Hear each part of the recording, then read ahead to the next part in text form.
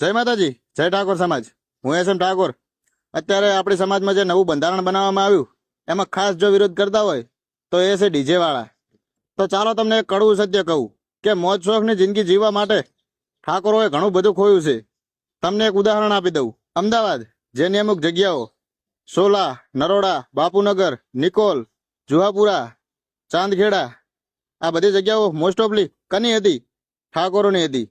અત્યારે એ જગ્યાઓ વેચાઈ ગઈ અને એ જ જગ્યા ઉપર ઠાકોરોને કોઈ નોકરી આપવા તૈયાર નથી। આ બધું શેના કારણે થયું છે?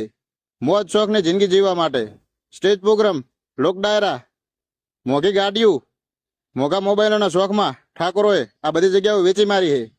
અને અત્યારે જે બંધારણ બનાવવામાં આવ્યું એમાં ગરીબોને ઘણો બધો ફાયદો છે, પણ આ વસ્તુ પૈસાવાળાને નહીં સમજાય। પણ જ્યારે બધું જતું રહેશે ને ત્યારે ખબર પડશે કે નાના મોટા મોજ શોખ કરીને આપણે કેટલું બધું ખોયું છે। હવે અમુક લોકો પાછા એમ કહે છે